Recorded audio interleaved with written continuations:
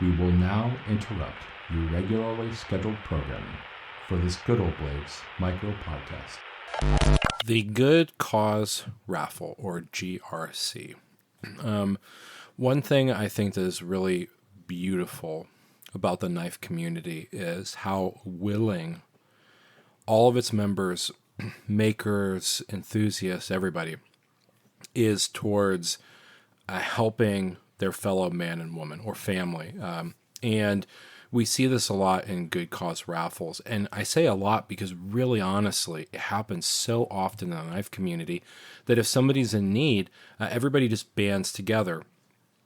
I think a portion of that is probably because there's a lot of full-time knife makers that use knives as a way to support their families, and as a result, they don't have insurance on themselves, like health insurance. If things happen that are bad, like their shop burns down, or somebody gets sick, or somebody loses a family member, or something like that, that it's difficult to absorb those financial hardships. But by and large, the majority of us don't have the ability to accommodate catastrophe.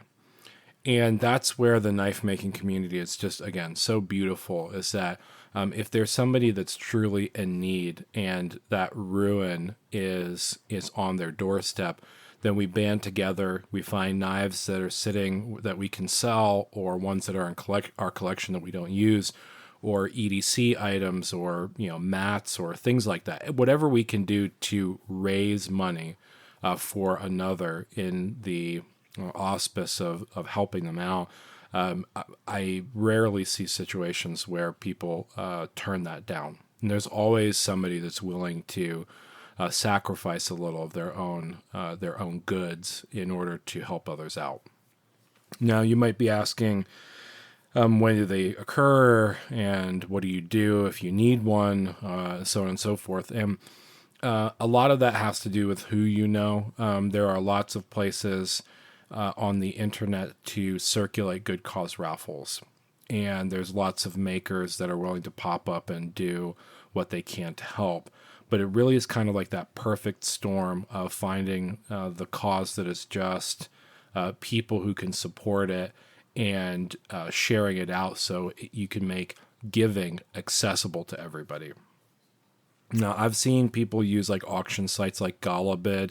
If you want to do an auction for somebody, you can set it up. If somebody can babysit it and organize it, where you can do like Facebook raffles where, there's an initial donation pool, and you try to get people to buy those knives with a certain amount of spots, or win those with a certain amount of spots. There's others where you do a few knives or something to give away or to raffle off, and then you allow dogpiling, which is basically just anybody can come in and say, this is what I have, and I'm putting it towards this Good Cause raffle. And it's, I don't know, it's if a spot is $10 a piece, and they say, well, 40 spots gets it, then sometimes a Good Cause raffle will run, and they'll get actually more spots than the $10 are paying for, or the other $400 are paying for, because they buy that piece and they invest a lot of money. I've seen tens of thousands of dollars raised for various people in need, and I'm myself the recipient in some ways of a Good Cause raffle, because when my stepdaughter's daughter had passed, she gave birth prematurely. I had gotten a bunch of knives together to sell to raise money for her and her partner, to try to ease the burden of the finances of getting everything done with funeral expenses. And the community really came around for us, and donated some beautiful knives like Jeffrey Mitchell, John Lloyd, Alex Harrison. There's too many to name that were just there and raised us up, and donated their time and their goods, and we ended up raising quite a bit of money for her. And there's been other ones that I've been involved with too that have raised a good amount of money, and you can fill some of those gaps in a time where grief or pain or stress, especially financially, is just it's par for the course, and maybe a little bit of money helps them to stabilize things while they grieve. And I think that's the most important thing is while people are going through hardships, the money is not really the point. It's to try to take a burden off of them so that way they are allowed to do the things that you just don't normally get to in a stressful situation. And when your head's down, you just got to like kind of go to work. You're not going to be able to have the same kind of emotional outlet and healing from an event that if you could take the time. So some caveats to Good Cause Raffles are that I really feel that the Good Cause Raffle is the most poignant when it's person to person, as in somebody has a need and then somebody fills that need, or a group of people surround them and just let them know that, hey, this sucks and you matter and your suffering matters, and so we're going to try to help you out somehow. Where I feel it kind of falls a little bit flat is when there's like organizations, like there's churches burned down, or something like that happens, and people try to ask for money for an organization that really doesn't need it because they have insurance, because they have parishioners or things of that nature, and they do have the support as a community. Really, I think Good Cause Raffle should be for individuals as a kind of like an insurance policy, is that you have people who love you, who care about people, and that they want to donate their time and energy for it.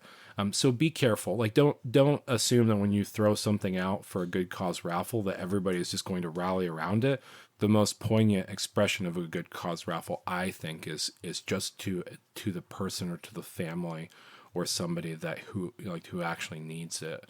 Not so much to organizations. So kind of keep that in mind. The idea is obviously you want to raise money. Obviously it needs to be something framed in such a way that people understand the gravity of how much a person is suffering. Because if it's just that, somebody broke their finger and they can't type right and they're going to be out for a week, from work, or maybe they have headaches regularly and something, I don't know. Like, I mean, I don't want to marginalize people's individual suffering, but losing a kid or losing a spouse, or you're a full-time knife maker and your shop burns down, or you have somebody in the hospital, or, somebody's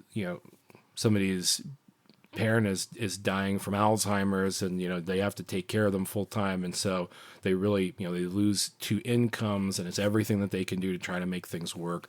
I think that those are concepts in suffering where it's like, man, if we could just give them a few weeks break, if we could just give them the ability to pay for a casket or cremation, if we could just allow them in some ways to be able to take off work on unpaid leave, so that way they if they need to, because they just need to be there. Those are situations especially where I think, it moves me, because I've been in those situations before where I've had to keep my head down and work because there wasn't money to grieve. And there wasn't money to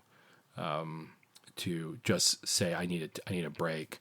And I really do identify with that kind of suffering and those causes. So, get a pool of friends together that are giving people, and just make sure that you keep them close. And then if there are causes that we can rally around, that we do those things, because I think that's important. We are a community of love and understanding as much as we are artistic rivalry. And there's collectors that are believe in the same thing, and there's enthusiasts who believe in the same thing. And together, crowdsourcing is an incredible element of power that we as individuals have when we get together. A few dollars here and there can make an insane amount of difference in volume. And it's the same way with doing Good Cause Raffles. So there's a ton of resources out there on how to start these things and get your wares out for auction or for raffle. And you just have to look around. If you have any questions on these things, or you have a situation where somebody's in need and you want to reach out, I have quite a few resources. I've done several of these before. I know lots of people who run them, and maybe collectively we can help give you some advice and just return the favor in terms of knowledge. I hope this helps.